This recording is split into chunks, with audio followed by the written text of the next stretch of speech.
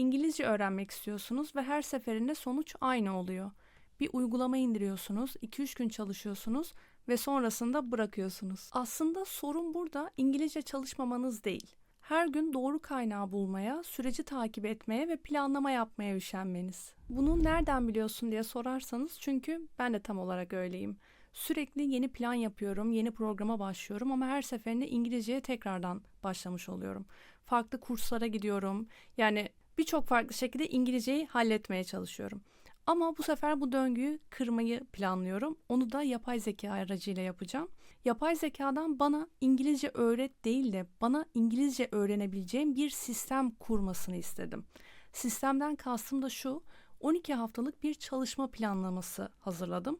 Bu çalışma planlaması içerisinde gramer var, kelimeler var, listening var. Yani benim ihtiyacım olacak herhangi bir şey direkt o sistem içerisinde var. Size bu sistemi gerçekten çok göstermek istiyorum. Ben ortalama 25 Mayıs'tan beri kullanıyorum ve çok fazla artısını görmeye başladım kelime haznesi olarak. Çünkü konuşma kulübüne de gidiyorum. Orada da testlerimin sonucunda iyileşme var gerçekten. Ve ciddi ciddi Clio bana 12 haftalık bir çalışma planı çıkarttı.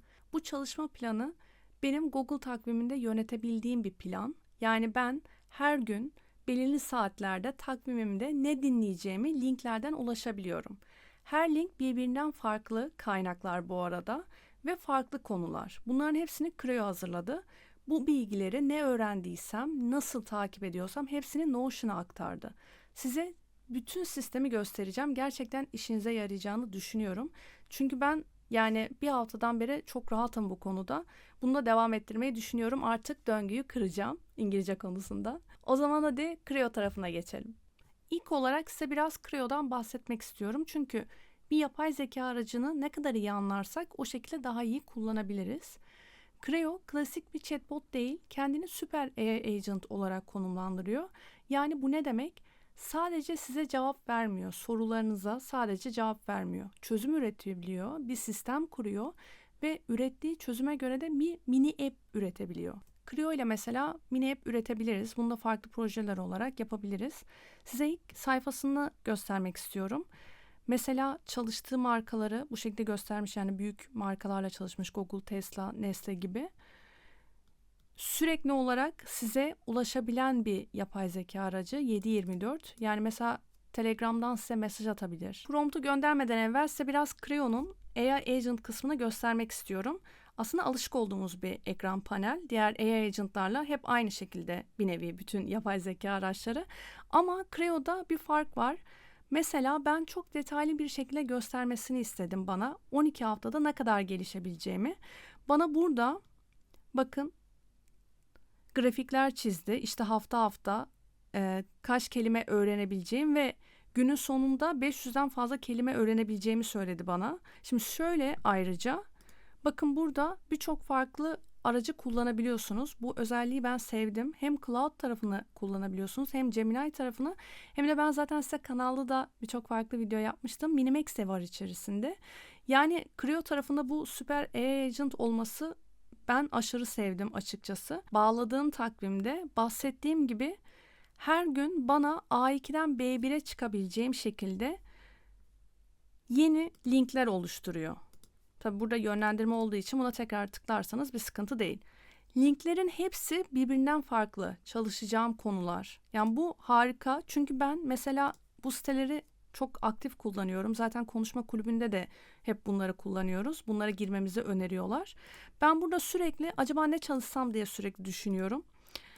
Ve burada bana her gün farklı kaynak vermesi inanılmaz yararlı bir şey. Benim için oluşturması bana zaman kazandırıyor açıkçası. Çünkü zaten yoğun bir takvimim var. Creo'nun panelini nasıl kullanacağını, yeteneklerini vesaire size göstermek istiyorum. Genel anlamda, genel hatlarıyla Creo tanımanız için aslında önemli. Şimdi Agent Brain diye bir kısmı var. Yani bu AI Agent'ın beyin kısmı. Buradan memoriyi ayarlayabiliyorsunuz. Yani memoriye göre mesela direkt cloud tarafında da aynı şekilde hatırlayarak ona göre projelerde çalışabilir. Yani sürekli promptta bunu hatırlatmak zorunda kalmayabilirsiniz. Bu da çok yararlı. Yetenekler kısmında birçok farklı yeteneği var. Mesela blog yazdırabilirsiniz, kod analiz ettirebilirsiniz, content creator olarak çalıştırabilirsiniz. İşte datalarla alakalı kısımları var ve yetenek de ekleyebiliyorsunuz bu arada. Ve en sevdiğim kısım benim Creo'da aslında çok fazla rahat ettiğim kısım. Birçok farklı hesabınızı Creo'ya bağlayabiliyorsunuz. İşte Gmail'inizi, takviminizi, Telegram'ınızı, Notion'ınızı, Slack'i, Google Task'ları. Yani ben bu kısmı gerçekten çok fazla sevdim. Bakın Shopify ile bağlanabiliyor, eBay bağlanabiliyor, Google Search Console bağlanabiliyor, Google Ads reklamlar kısmı bağlanabiliyor. Bunları da mesela analiz ettirebilirsiniz hesabınızı bağlayarak.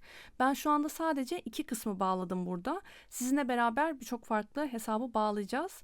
GitHub kısmı da bağlanabiliyormuş. Yani ben burayı sevdim. Çok hızlı bağlanıyor. Sıfırdan sizinle hesap bağlayacağız. Sizde ne kadar hızlı bağlandığını göreceksiniz. Voice kısmı var. Voice kısmını hiç kullanmadım. Ama merak ediyorum. Hatta bundan sonraki videolarımı ben, yani birkaç video sonra artık dublaj yükleyerek de deneyeceğim. İngilizce olarak, işte Almanca olarak. Çünkü videoları globale açmayı düşünüyorum. O yüzden bu taraflarda güzel olabilir. Bunlarla yapacağım. İmaj kısmı var. Bakın imaj da düzenleyebiliyoruz. Hem de Gemini Flash ve GPT Image 2 gayet iyi. İşte bu farklı modellerin olması için de bence aşırı değerli bir şey. Bu arada Notion tarafını da size göstermek istiyorum. Bahsettiğim gibi benim gün gün ne öğrenmişim, ne yapmışım bu şekilde bana özet çıkartıyor. Bu benim daily, yani günlük rutinlerim, günlük tasklarım. Ayrıca mesela kelimeleri takip edebiliyorum. Hangi gün ne öğrenmişim gibi. Şimdi her şeyi sıfırdan yapacağız. Burada gelip ben tekrardan bunları kaldırıyorum ki sizinle beraber sıfırdan kurmak için. Bunu da kaldırayım. Şimdi yeni bir chat oluşturacağım. Prompt vereceğim ve hesapları bağlayalım. Şimdi hesapları kaldırdık. Çünkü sıfırdan sizinle nasıl bağlanacağını göstermek için. Gelip burada takvimi ben bağlamak istiyorum. Continue diyorum. Devam et diyorum. Devam et. Ve şu anda bağlandı benim takvimime. Bunları sıfırdan yapacağız bu arada. Yani şu anda mesela sabah 9'da önceki takvim bağlandığı için bu arada. Ama tekrardan mesela öğlen 1'e çekeceğiz bunu. Sabah 9'da zaten kalkmak çok zor oluyordu. Onun için tekrardan bir çekeceğim. Continue diyorum. Notion'a da tekrardan bağlayalım. Şimdi select page diyelim. Burada izinleri vermeniz gerekiyor bu şekilde. Bütün izinleri. Çünkü sayfa oluşturabilmesi lazım, proje oluşturabilmesi lazım vesaire. O yüzden bu izinleri atlamayın. Şimdi geliyorum tekrardan bir yeni chat oluşturuyorum ve prompt'u buraya yapıştırıyorum. Şimdi prompt'u nasıl oluşturduğumu söyleyeyim size. ChatGPT ile oluşturdum prompt'u bu arada.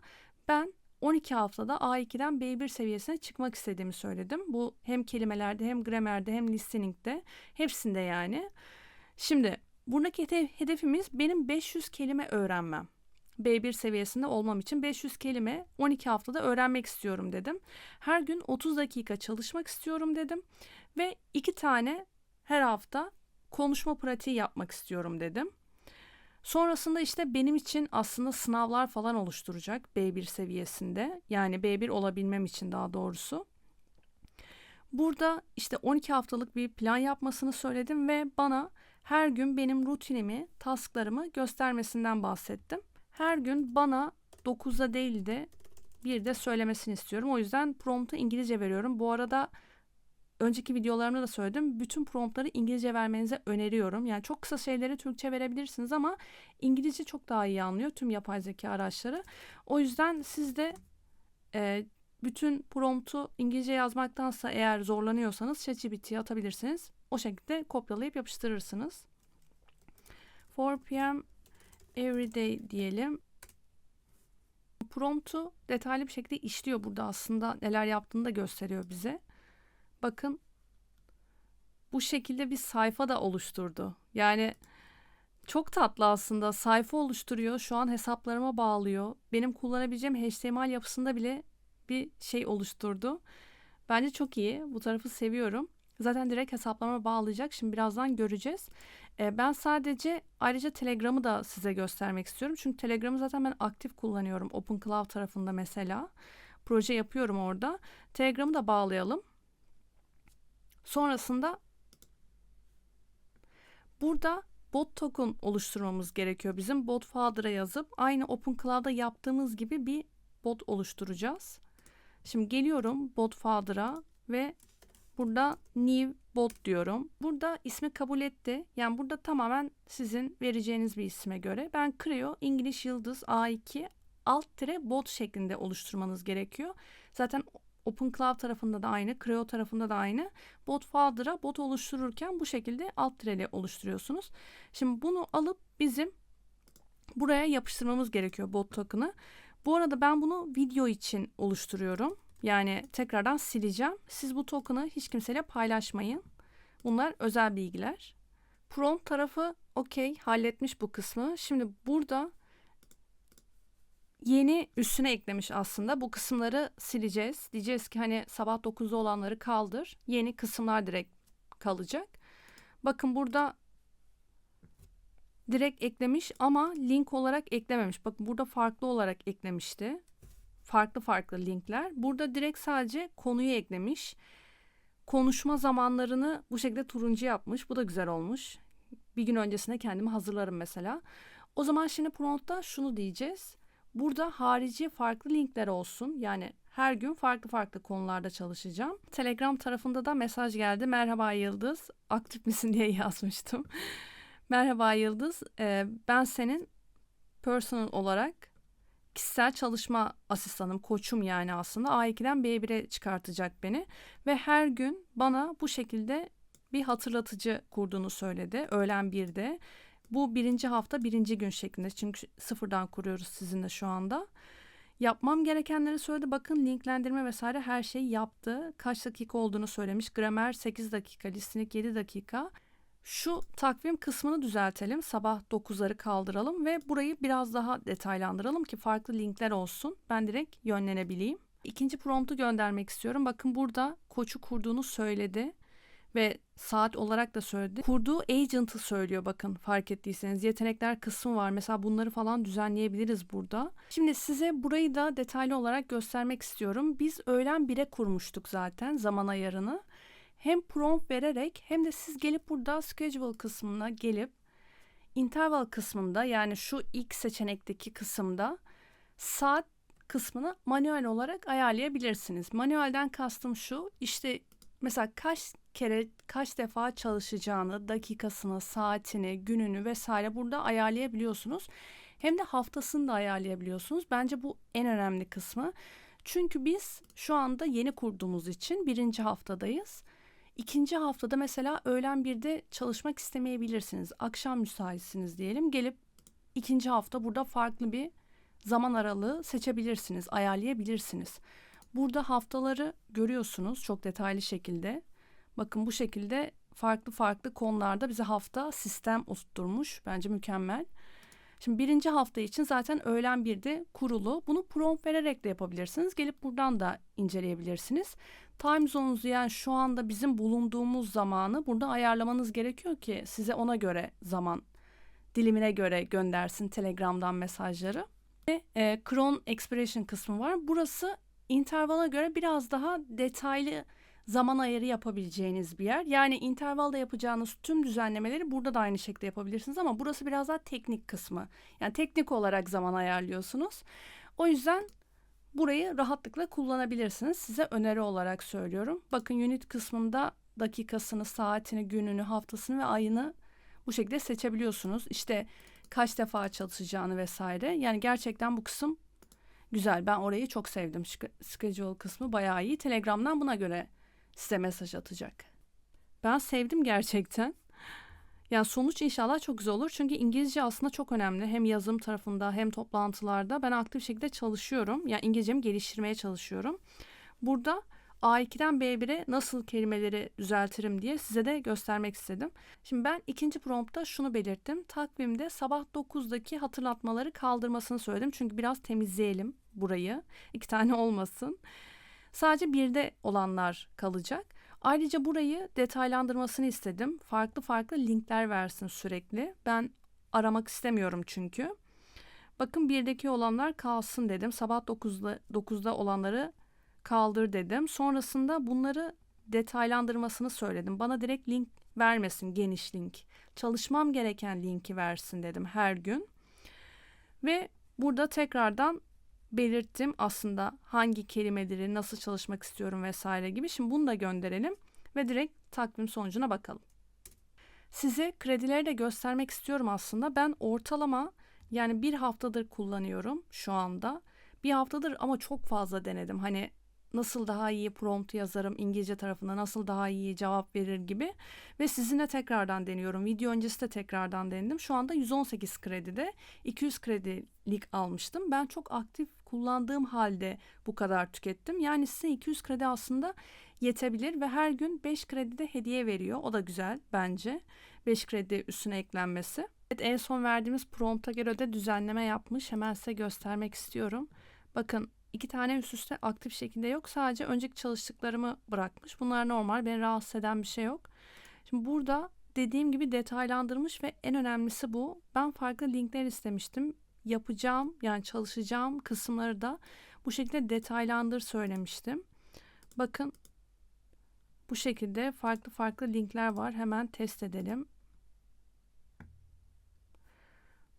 Burada Ütopya ile alakalı bir link var. Sistemi kurduk. Gerçekten çok güzel çalışıyor. Ben zaten bunu bir haftadan beri kullanıyorum. Ve hiçbir gün aksama yapmadı Telegram kısmında. Bana her gün gerçekten mesaj atıyor. İşte bugün bunları çalışacaksın diye. Bence mükemmel. Peki ben hangi paketi kullanıyorum ve Creo'nun fiyatları nasıl? Size onu da göstermek istiyorum. Şimdi zaten açıklamaya ben link koyacağım. Siz de açıklamaya girip Creo'nun ana sayfasından buradan pricing kısmından direkt gelip bakabilirsiniz fiyatlar kısmına. Ben Pro kısmını kullanıyorum. İlk olarak siz Free kısmından başlayabilirsiniz isterseniz, yani test etmek amacıyla tamamen. Pro kısmında mesela şu anda benim ne kadar kaldığına hemen bir bakalım beraber. Bakın 114 kredideyim ben. Yani zaten 200 krediyle başladım. 200 krediden 114 krediye düşmüşüm ve bu bir hafta çok yoğun bir kullanım oldu. Size video çektim aslında o kredilerle. Yani tekrardan prompt denedim orada. Ve videodan önce de deneme kısımları oldu. Yani ben bayağı aslında token yedim. Hakkımı yedim kredi olarak. Şu anda hala 114'teyim. Gerçekten iyi bu arada. Yani ben çok memnunum Creo'dan ve İngilizce kısmını burada aktif şekilde çalışacağım. Çünkü artık bu döngüyü kırmak istiyorum. Ama size söylemiştim, Creo ayrıca bir süper AI agent. Sadece bu şekilde İngilizce çalışmayabilirsiniz de. Ayrıca kodlama tarafını da beraber yapabilirsiniz. O zaman Pro kısmı hala yeterli olur tabii ki de, ama eğer çok aktif kullanacağım derseniz Pro Plus kısmını da kullanabilirsiniz. Öneri olarak söylüyorum tamamen, ama her zaman ilk önce Pro'dan başlayın fiyat olarak. Sonrasında yavaş yavaş yükseltirsiniz. Siz de kendi ihtiyaçlarınız için çalışan bir yapay zeka ajanı oluşturmak isterseniz ve bu işleri otomatikleştirmek isterseniz özellikle Creo'yu deneyebilirsiniz. İster İngilizce için bir yapay zeka koçu düşünün, isterseniz diğer işleriniz için bir ajan düşünün ya da kodlama tarafında bir koç düşünün. Bunların hepsini Creo ile beraber deneyebilirsiniz. Farklı farklı ajanlar kurabilirsiniz. Ayrıca bu video Creo destekleriyle beraber oluşturuldu. Ben size diğer videolarda da söylemiştim. Yapay zekayı çok farklı şekillerde kullanacağım. Hem hayatımızın içine entegre edeceğiz, hem işlerimizi kolaylaştıracağız, hem de aktif şekilde aslında bize bir şeyler öğreten koç olacak. Hem yazılım tarafında hem İngilizce'de, yani birçok farklı şekilde. İsterseniz yemek yapmayı bile öğrenebiliriz yapay zeka ile beraber. Tamamen nasıl kullandığımız çok önemli. O yüzden ben size bu videodaki gibi farklı farklı yapay zeka araçları göstereceğim. Sistem kurmayı öğreteceğim. Eğer bir fikriniz varsa Yıldız, işte bu konuda bir koç kurabilir miyiz ya da bu konuda nasıl eğitim serisi oluşturabiliriz gibi yorumlarınız varsa direkt yorumlara yazabilirsiniz. Ben biliyorsunuz ki çok aktif şekilde okuyorum ve cevap veriyorum çok aktif bir şekilde. Beni dinlediğiniz için gerçekten çok teşekkür ederim. Hoşça kalın.